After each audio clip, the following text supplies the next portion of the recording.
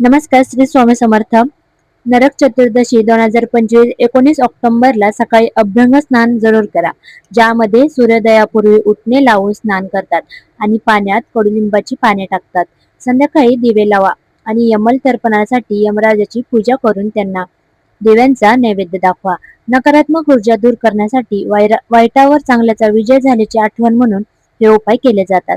नरक चतुर्दशीचे हे उपाय करा आणि जीवनात आनंद मिळवा.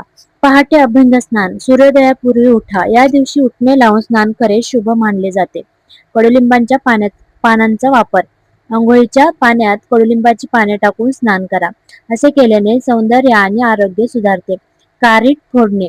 पहाटेच्या स्नानानंतर कारीट एक प्रकारचे फळ असतं. फोडण्याची ती प्रथा आहे. याला वाईटावर चांगल्याचा विजयाचे प्रतीक मानले जाते. यमल तर्पण. संध्याकाळच्या वेळी यमराजाची पूजा करून त्यांना दिवे दाखवा. याला यमन तर्पण असे म्हणतात. दीपदान. संध्याकाळी घरामध्ये तेलाचे दिवे लावा. वाईट गोष्टींचा त्याग करा. नकारात्मक विचार, वाईट सवयी किंवा नकारात्मक ऊर्जा दूर करण्याचा प्रयत्न करा. या उपायांमुळे घरात सुख समृद्धी येते, वाईट शक्तींपासून संरक्षण मिळतं असे मानले जाते. तर व्हिडिओ आवडला असेल तर नक्की लाईक, शेअर, कमेंट करा. धन्यवाद. श्री स्वामी समर्थ.